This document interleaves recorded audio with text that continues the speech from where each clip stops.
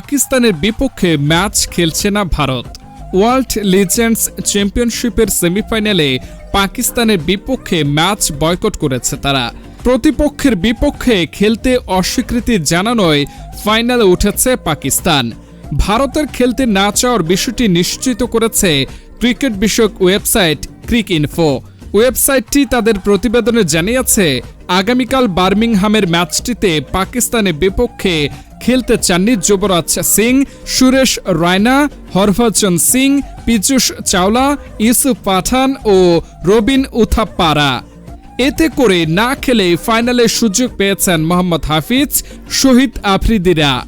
শ্রেষ্ঠত্বের মঞ্চে পাকিস্তানের প্রতিপক্ষ কে হবে তা আগামীকালই জানা যাবে। অস্ট্রেলিয়া দক্ষিণ আফ্রিকার দ্বিতীয় সেমিফাইনালে যে দল জিতবে তারাই আগামী 2 আগস্ট পাকিস্তানের মুখোমুখি হবে। দুই দেশের রাজনৈতিক উত্তেজনার কারণেই গত 20 জুলাই গ্রুপ পর্বের ম্যাচেও পাকিস্তানের বিপক্ষে খেলেননি ভারত। গত এপ্রিলের পেহেলগামে সন্ত্রাসী হামলার পর থেকেই দুই দেশের মধ্যে চরম উত্তেজনা বিরাজ করছে। এই ঘটনার পর উভয় পক্ষের মধ্যে কদিন যুদ্ধ হলেও বর্তমানে যুদ্ধবিরতিতে আছে দুই দেশ।